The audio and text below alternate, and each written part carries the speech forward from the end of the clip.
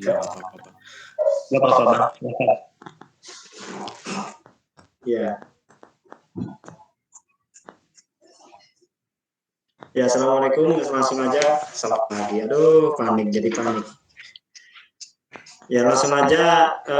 Saya dari kelompok 6 akan menjelaskan mengenai alat peraga yang kami buat, yaitu dolangan, ludo pola bilangan. Ini berdasarkan materi pola bilangan yang kami rasa bahwasanya materi pola bilangan itu adalah materi yang ya gampang-gampang sulit, tapi sering keluar dalam ketika ujian nasional, baik ujian masuk ke perguruan atau ujian-ujian yang bersifat penting gitulah. Nah, akhirnya dengan problematika yang seperti itu muncul ide untuk bagaimana biar pola bilangan itu bisa mudah atau bisa difahami dengan mudah oleh siswa. Nah, langsung aja kayak pola bilangan itu saya jelaskan secara singkat bahwasanya ada pola bilangan persegi, ada pola bilangan segi panjang, ada pola bilangan segitiga, ada pola bilangan Pascal, dan masih banyak dalam pola bilangan tersebut. Yang kesemuanya itu biasanya juga dirangkum dalam barisan aritmatika atau deret aritmatika. Nah, sehingga kiranya dalam alat peraga yang kami buat ini itu bisa membantu para siswa atau murid untuk lebih memahami konsep dari pola bilangan tersebut. Jadi dolangan ini merupakan sebuah alat peraga dalam pembelajaran matematika yang terkombinasi dari permainan ludo. Jadi gabungan antara permainan ludo terus ya pola bilangan sebagai materinya itu. Nah, selanjutnya next. Nah, fungsi dan manfaatnya. Jadi fungsi dan manfaat dari pola bilangan tersendiri itu atau permainan ini itu memberikan informasi bahwa matematika itu tidak hanya menyajikan rumus.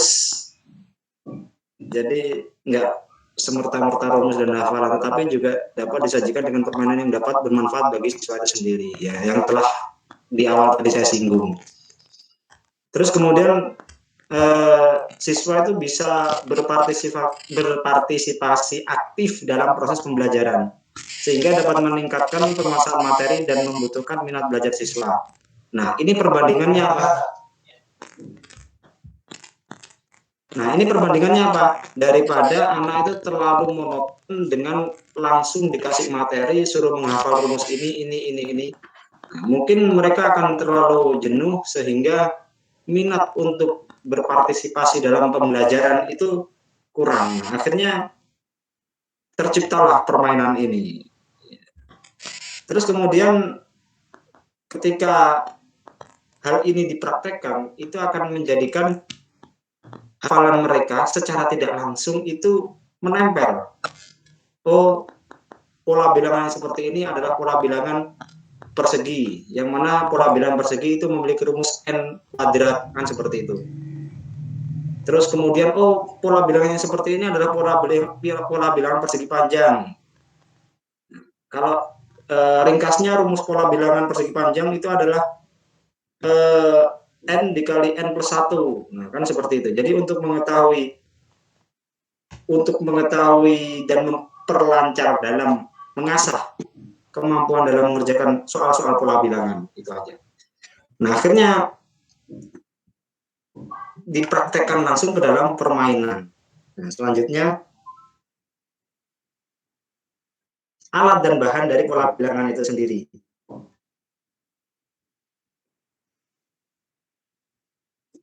Yang pertama itu ada gunting, terus kemudian penggaris, ada spidol, ada laptop, ada cutter, gergaji, kemudian kertas HVS, kertas karton, kemudian papan triplek, kemudian ya orang-orangan lah untuk sebagai pemain dari itu. Terus kemudian katakan memanfaatkan bahan-bahan yang nggak terpakai atau bahan bekas. Di antaranya yaitu papan triplek yang udah nggak dipakai, akhirnya kita bisa gunakan kardus bekas wadah aqua mineral atau dan lainnya. Ya, selanjutnya, nah ini langkah-langkah akan dilanjutkan oleh rekan saya. Kepadanya silahkan dilanjutkan.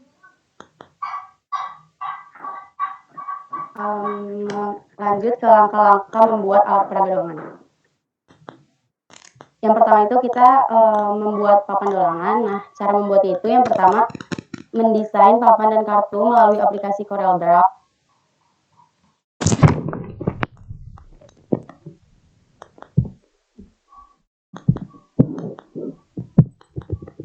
cm. Yang keempat, tempelkan papan dolangan pada papan atau triplek yang telah dipotong. Yang kelima, untuk kartu dolangan, buat soal mengenai pola bilangan. Setelah di-print, gunting kartu tersebut sesuai ukuran, dan lalu tempelkan pada karton agar kartu tersebut sedikit lebih tebal. Yang keenam, jangan lupa untuk menyiapkan bidak dan juga dadu sebagai pelengkap. Yang ketujuh, dolangan siap untuk dimainkan. Lanjut. Selain membuat papan, nah ini contohnya, contoh papan dolangannya. Nah, selain buat papan juga kita membuat dadu dari kain flanel. Yang pertama itu, gambarlah jaring-jaring kubus pada kain flanel menggunakan pensil dan penggaris. Yang kedua, buatlah 4 kotak terlebih dahulu. Yang ketiga, buatlah masing-masing 1 kotak ke samping kanan dan kiri. Yang keempat, guntinglah pola jaring-jaring yang telah dibentuk. Yang kelima, bentuk jaring-jaring setelah digunting. Kotak samping kanan dan kiri digunting agar lebar sedikit dari garisnya agar mudah saat kita lem nanti. Dan yang terakhir, bentuklah pola jaring-jaring tersebut agar terbentuk menjadi kubus.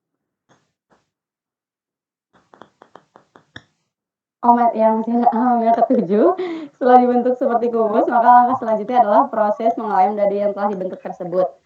Yang kedelapan, dilem, diamkan sebentar agar lemnya mengering. Yang ke-9, kemudian kita buat lagi beberapa pola lingkaran menggunakan pensil. Yang ke-10, lalu digunting sesuai dengan bentuknya. Dan yang terakhir, kita tempelkan pola lingkaran tadi untuk menjadi penentu angka dari dadu tersebut. Selanjutnya akan dijelaskan oleh rekan saya.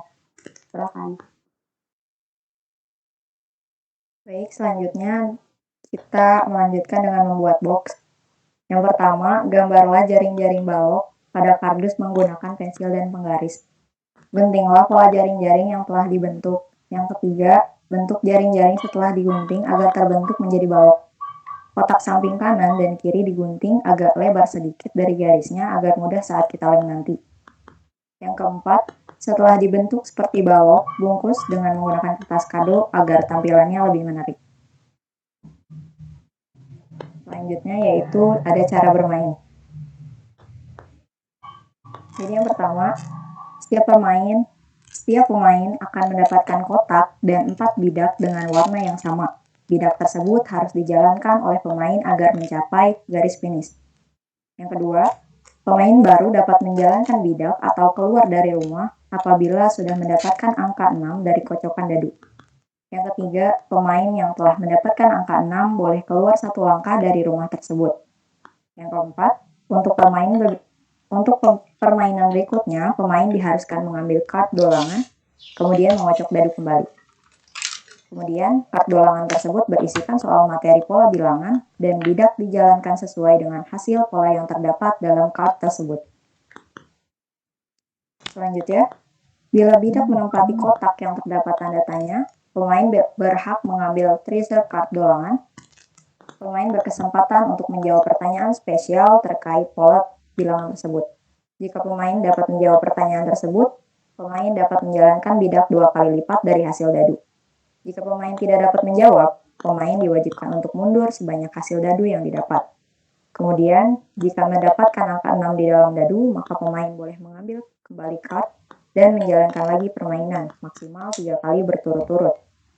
Kemudian apabila terdapat 2 bidak di dalam satu tempat, maka bidak awal yang berada pada posisi tersebut harus kembali ke rumah masing-masing. Yang terakhir, mainkan permainan hingga finish. Kemudian pemain yang lebih dahulu menempati kotak finish bersama keempat bidaknya itulah pemenangnya.